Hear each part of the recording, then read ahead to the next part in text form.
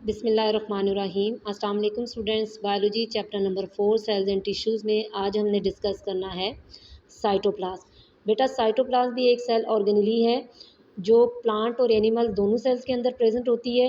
ये एक jelly like material है जो सेल मेम्ब्रेन से लेके न्यूक्लियस के गिर तक जो है वो स्प्रेड किया हुआ होता है। और मेनली जो ये साइटोप्लाज्म है ये कंसिस्ट कर रहा होता है वाटर पे, ऑर्गेनिक और इनऑर्गेनिक कंपाउंड के ऊपर कंसिस्ट कर रहा होता है।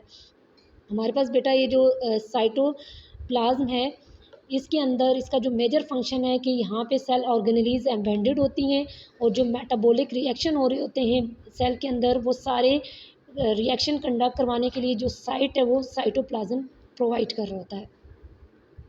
नेक्स्ट है बेटा हमारे पास न्यूक्लियस।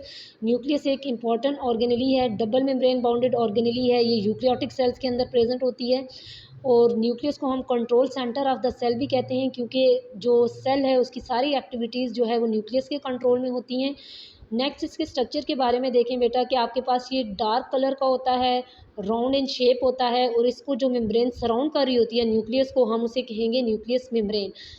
हमारे पास ये जो न्यूक्लियर मेम्ब्रेन होती है बेटा ये भी पोरस मेम्ब्रेन होती है और जो आपके पास न्यूक्लियर मेम्ब्रेन है ये साइटोप्लाज्म और न्यूक्लियस के दरमियान में प्रेजेंट होगी। हमारे पास जो न्यूक्लियस होता है इसके अंदर स्फेरिकल बॉडीज़ होती हैं बेटा जिसको हम न्यूक्लियोलस कहेंगे। और इसके अलावा यहाँ पे एक एसेंशियल और इम्पॉर्टेंट स्ट्रक्चर है क्रोमोसोम जो कि न्यूक्लियस के अंदर प्रेजेंट होता है। यहाँ पे आपके पास बेटा डायग्राम है न्यूक्लियस की जिसको आप देख सकते हैं, जहाँ पे आपको बताया हुआ है कि जो नंबर 1 पे जो मार्क किया हुआ है दैट इज़ द न्यूक्लियोप्लाज्म।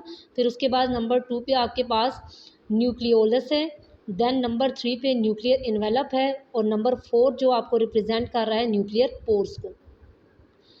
अब हम देखेंगे बेटा जो क्रोमोसोम्स हैं न्यूक्लियस के अंदर उनका क्या फंक्शन है। ये थ्रेड लाइक स्ट्रक्चर होते हैं बेटा जो जिनके पास एक इम्पॉर्टेंट स्ट्रक्चर है जिसको हम कहेंगे जीन प्रेजेंट होती है। जीन एक हेरिडिटरी यूनिट है जो हेल्प करती है इनहेरिटेंस जो है उसको ट्रांसफ़र करने में, या ट्रेट एक जनरेशन से दूसरी जनरेशन में ट्रेट को ट्रांसफ़र करने में हेल्प कर रही होती है। तो न्यूक्लियस जो है बेटा वो सेल के अंदर होने वाले तमाम एक्टिविटीज़ को कंट्रोल कर रहा होता है।